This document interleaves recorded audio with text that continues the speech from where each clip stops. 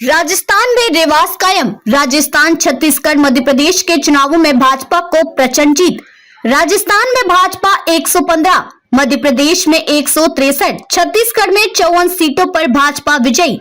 वहीं कांग्रेस को राजस्थान में 69, मध्य प्रदेश में 66, छत्तीसगढ़ में 35 सीटों पर जीत मिली। तेलंगाना में कांग्रेस ने बीआरएस को हराकर स्पष्ट बहुमत हासिल किया। तेलंगाना बनने के बाद पहली बार कांग्रेस बनाएगी सरकार। राजस्थान, मध्य प्रदेश और छत्तीसगढ़ में भाजपा की जीत के क्या मायने हैं? मोदी फैक्टर हिंदी बेल्ट के राज्यों में कितना असरदार? राजस्थान में वसुंधरा राजे और अशोक गहलोत का क्या रहेगा राजनीतिक भविष्य? कांग्रेस और इंडिया महागठबंधन की कहां रही कमी? कौन होगा मुख्यमंत्री? देखिए सारे समीकरणों का विश्वसनीय विश्लेषण। नमस्कार, मैं हिमांशु नरवानी जनता की आवाज़ चैनल पे आपका हार्दिक स्वागत करता हूं। जैसा कि सुबह से राजस्थान के चुनाव के जो नतीजे आ रहे हैं और जो रुझान थे वो कहीं ना कहीं नतीजों में परिवर्तित हो रहे हैं और नतीजों के अनुसार एक बार फिर से राजस्थान की जनता ने उस रिवाज को बरकरार रखा है जो कि हर 5 साल में कांग्रेस और हर 5 साल में बीजेपी को मौका देते हैं। इसी पर हमारे साथ बात करने के लिए हैं राजनीतिक विश्लेषक माने जाते हैं जितेंद्र गोयल जी। उनसे बात करके जानने की कोशिश करेंगे कि जो राजस्थान का अभी रिवाज जो नहीं बदला उसको लेकर उनका क्या नज़रिया है और फ्यूचर में इन राजनेताओं का भविष्य क्या हो सकता है। नमस्कार सर। नमस्कार सर, आपने देखा रुझानों पे सबसे पहले तो आप क्या कहना चाहेंगे?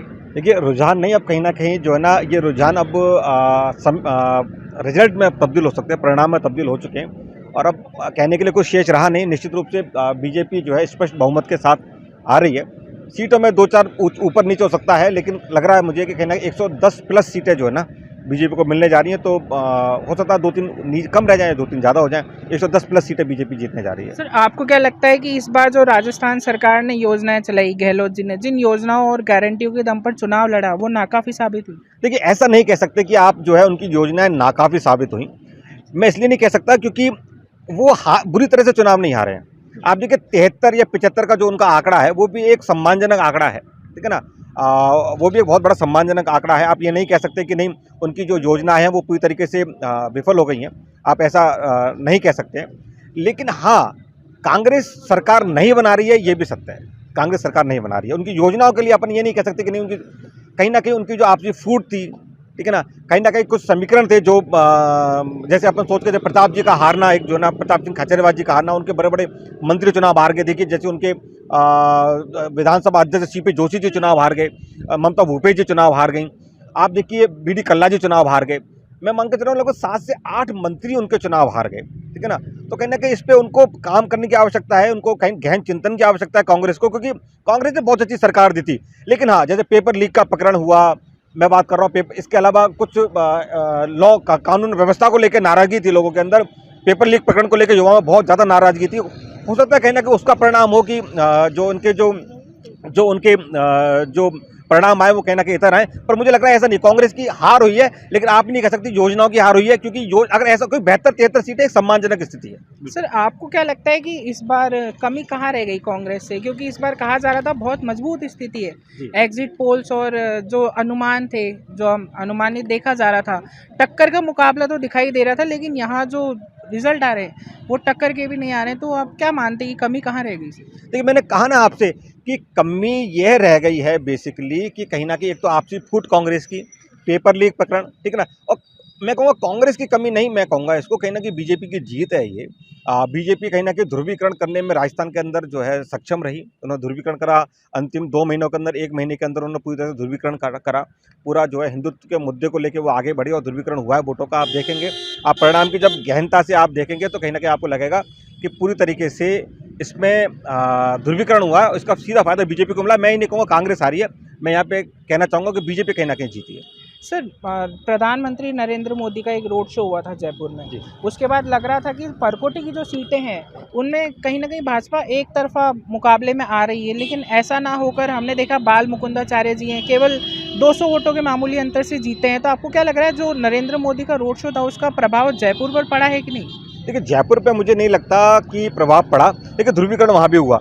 आप देखिए बाल मुकुंदाचार्य की जीत जो है ना, बिल्कुल नए कैंडिडेट थे, बिल्कुल अंतिम समय पे उनका टिकट फाइनल हुआ। तो मुझे लग रहा है कि अंतिम समय पे उनका टिकट फाइनल हुआ तो समय कम था उनको काम करने के लिए, ठीक है ना। दूसरी बात आप देखिए बंटवाड़ा जी जो कहना कि सिर्फ 7,000 वोटों से चुनाव जो है हारे हैं, ये बहुत बड़ी बात है। अमीन काग जी के सामने से इसका मतलब कहीं ना कहीं फर्क तो पड़ा, मोदी जी के आने से फर्क पड़ा, पर हाँ वो सीट नहीं जितवा पाए, फर्क तो पड़ा। शहर के अंदर ध्रुवीकरण हुआ, इसका फायदा कहीं ना कहीं सिर्फ शहर की सीटों पे नहीं, आप अगर देखेंगे तो कहीं ना कहीं जयपुर की सभी सीटों पे इसका प्रभाव पड़ा है।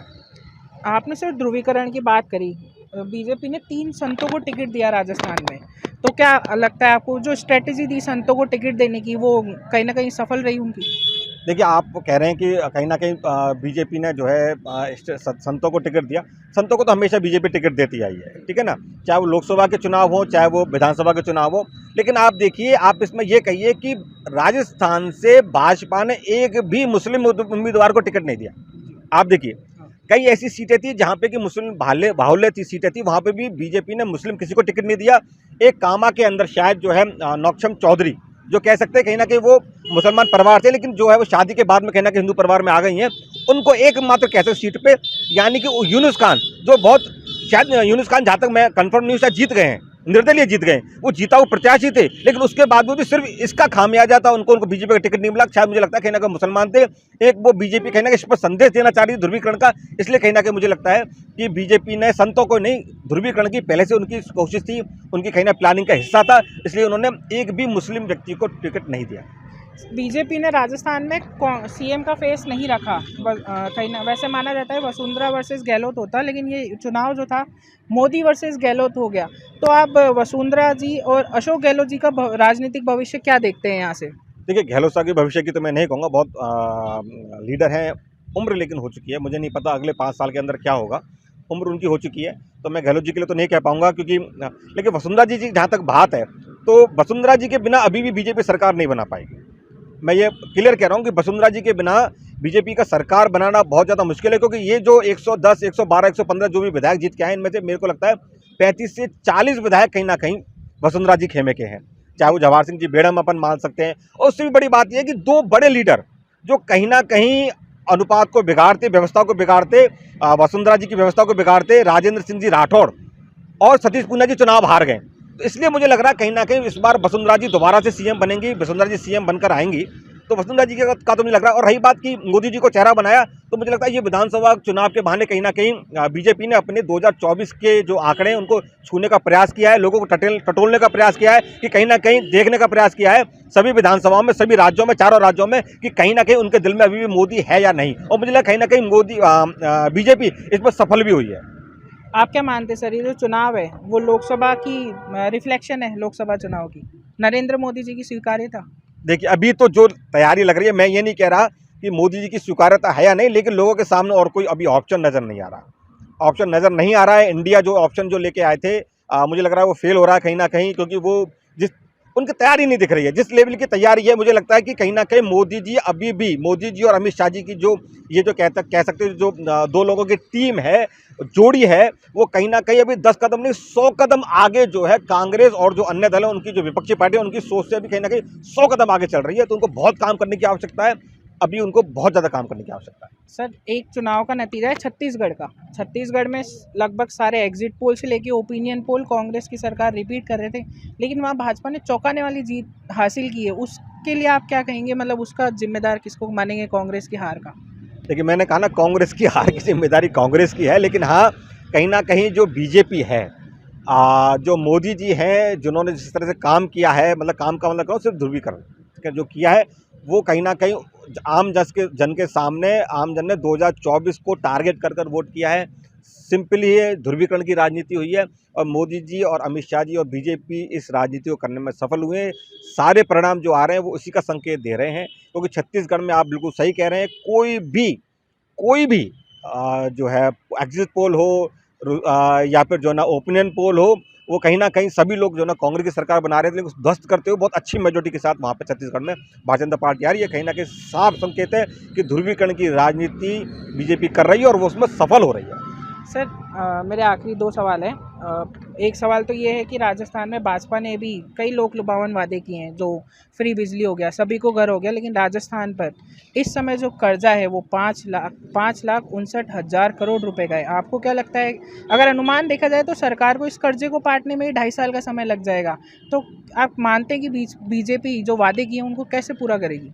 देखिए बीजेपी वादा कैसे पूरा करेगी ये तो आपको बीजेपी वाले ज़्यादा बेहतर बता सकते हैं। जी। और सर मेरा आखिरी सवाल, यहाँ से आगे आप राजस्थान का भविष्य क्या देखते हैं राजनीतिक? राजनीति में राजस्थान का भविष्य वसुंधरा के बिना बीजेपी आगे नहीं चल पाई। Thank you. तो ये थे हमारे साथ जितेंद्र गोयल जी, जो कि राजनीतिक विश्लेषक हैं। उनका अनुसार राजस्थान में भाजपा अभी भी कहीं ना कहीं वसुंधरा राजे के बिना सरकार बना नहीं पाएगी एवं कांग्रेस को आत्मचिंतन की ज़रूरत है कि उनकी इतनी जो लोक लुभावन योजनाएं थी उसके बावजूद उनको कहाँ कमी रह गई, कहाँ हार हो गई। ऐसी तरीके की और खबरों के साथ देखते रहिए जनता की आवाज़। कैमरा पर्सन पूजा सैनी के साथ हिमांशु नारवानी, जनता की आवाज़, जयपुर।